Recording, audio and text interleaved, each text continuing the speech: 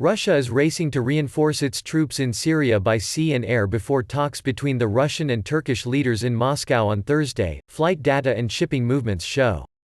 The two presidents, Vladimir Putin and Tayyip Erdogan, agreed to meet after a surge in tensions between their countries over fighting in Syria's Idlib province between Russian-backed Syrian government forces and rebels allied to Turkey.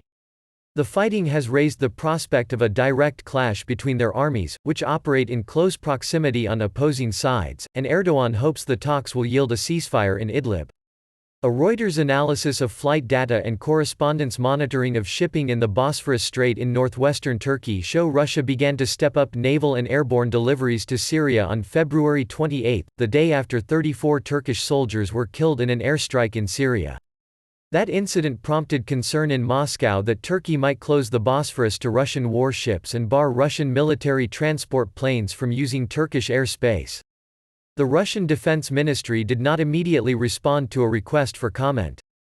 A Turkish official, who asked not to be identified, said there was no plan to close the strait, which would force Russia to take longer routes to Syria. But Russia appears to be reinforcing Syria at its fastest rate since October, when U.S. forces withdrew from some parts of Syria and Moscow scrambled to fill the vacuum. Reuters' monitoring of the Bosphorus since February 28 shows Russia has sent 5 warships towards Syria within 6 days. That exceeds a usual pattern of 1 or 2 warships ships per week. The Russian military announced the departure of the Admiral Grigorovich and Admiral Makarov frigates for Syria, but 3 other warships have followed unannounced. One is the Orsk, a landing ship capable of carrying 20 tanks, 50 trucks or 45 armored personnel carries and up to 400 troops. The others, the Novocherkassk and the Caesar Kunikov, are landing ships that can carry over 300 troops, tanks and armor. Turkey has responded by beefing up its escort protocol for Russian warships using the Bosphorus. 3 Turkish patrol boats and a helicopter escorted the Russian frigates. Such ships are usually accompanied by a single Coast Guard vessel.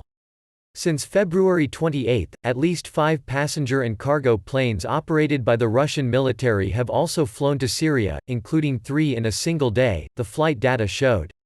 That followed a further 12 military planes in the previous 18 days and represents the most intense level of Russian military air activity with Syria since October. Publicly available tracking data gives only a snapshot of Russian military flights to Syria because not all such planes can be tracked. One person who has worked closely with Russian forces in Syria said Moscow's reinforcement effort was meant to send Ankara a message and was a show of muscles. The same person said the swift buildup was an insurance policy in case the Putin-Erdogan meeting flopped and Ankara applied restrictions on the Bosphorus or in its airspace. Turkey shows signs of having noticed Russia is also concentrating its forces near its main air base in Syria, Hamaymim, in Latakia province.